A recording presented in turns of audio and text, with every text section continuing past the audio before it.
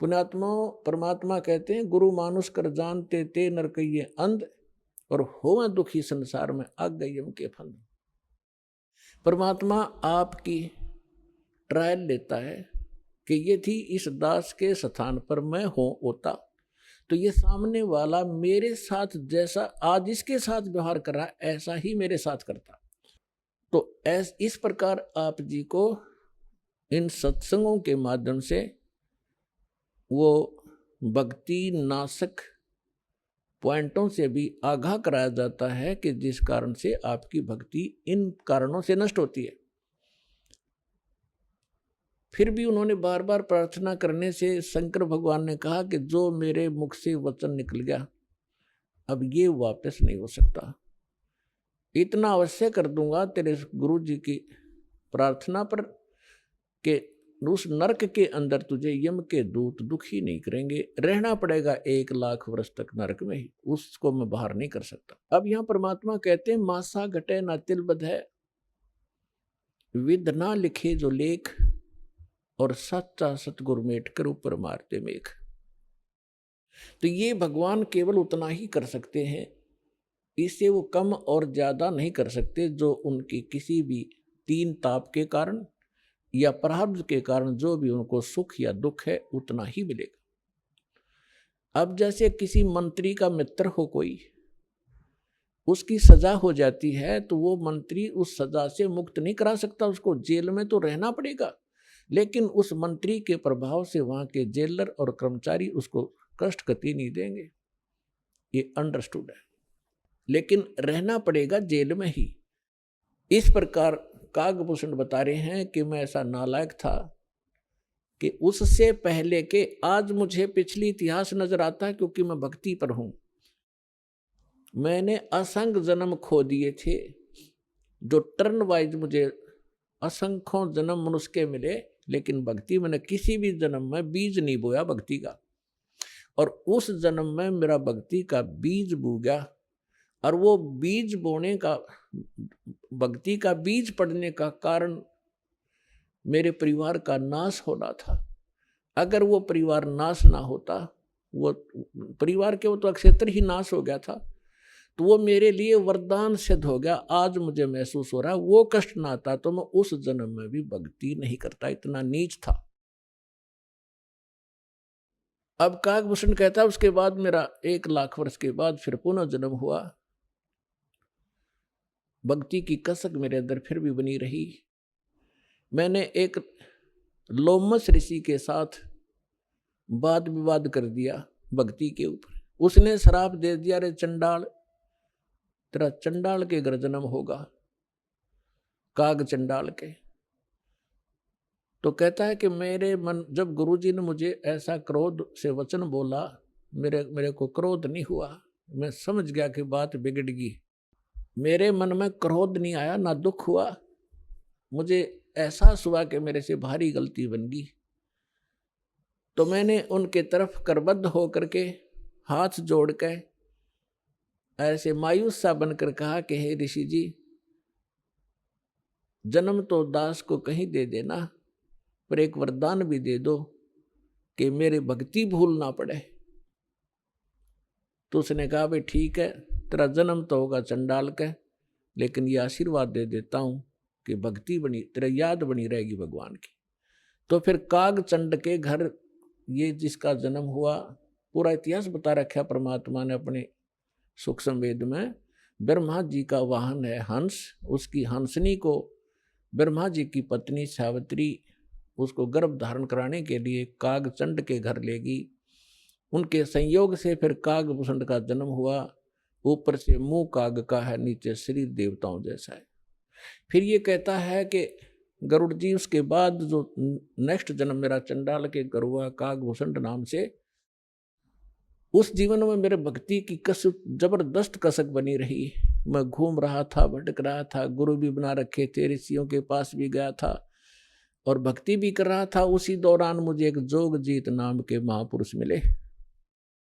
उन्होंने मुझे सतलोक और सचखंड और बहुत आगे की जानकारी दी, और उन्होंने मुझे एक ऐसा मंत्र दे रखा है, उसका जाप करता हूँ और मेरी बहुत लंबी उम्र उन्होंने बख्श दी है। तो पुण्यात्माओं, वो जोगजीत कौन थे? ये वो परमात्मा है कबीर साहब, हमारे परम पुरुष। ये भिन्न भिन्न रूप बना के भिन्न भिन्न नामों से यहाँ आते हैं और अच्छी आत्माओं को मिलते हैं, उनको भक्ति से युक्त करते हैं। तो जो प्रसंग चल रहा था कि जैसे आप पूर्व जन्म के पुण्यकर्मी प्राणी हो, उनको मनुष्य जीवन मिला है, तो वो आज भी भक्ति की कसक आप में विद्यमान है, आप भटक रहे हो। और कुछ ऐसे व्यक्ति हैं, एक ही घर में एक तो इस ज्ञान को सुनते ही भाग लेता है और दूसरे को समझाने की चेष्टा करते हैं तो भी वो नहीं मानते हैं, विरोध करते हैं। तेने देवी देवता छोड़ दिए, तेने बैठा बैठा दिया है, देवता रुष्ट हो जाएंगे, ये हो जाएगा, नुकसान हो जाएगा, या वो भक्ति करते ही नहीं है। तो इसका कारण बताया परमात्मा ने। कबीर साहब कहते हैं, सठ दल दोनों दीन का, दिल में दोष न धार, सतगुरु का कोई एक है, यू काल का सब संसार।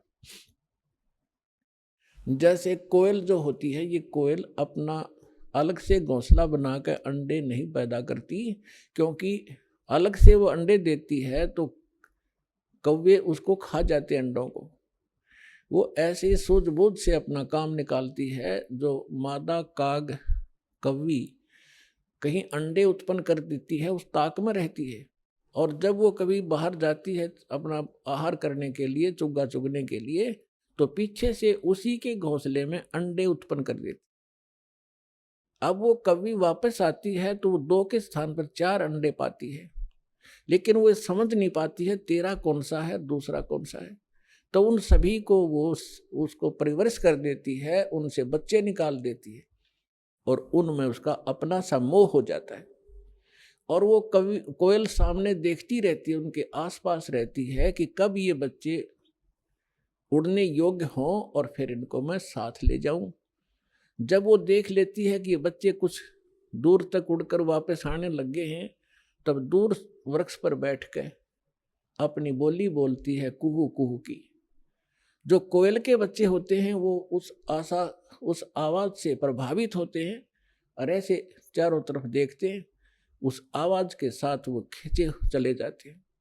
और जो काग वाले होते हैं उनका असर भी नहीं होता, वो अपने बैठे ऐसे ही, वो उड़कर चल पड़े कोयल वाले, काग वाले वहीं रह गए। अब कोयल कभी दौड़ती है, उड़ती है पीछे पीछे उनके साथ कि मेरे बच्चे गए, तो कोयल और दूर चली जाती है, कुहू कुहू करती हुई उड़ती हुई, तो बहुत दूर निकल जाती है। कभी वापस आ जाती है कि कहीं पीछे ये बच्चे तो गए सो गए, कहीं पीछे वालों को हानि ना हो जाए, उनको छोड़कर वह वापस आ जाती है। तो कोयल वाले बच्चे अपनी माँ की बोली पहचान कर उसके साथ चले जाते हैं और काग वाले वहीं रह जाते हैं।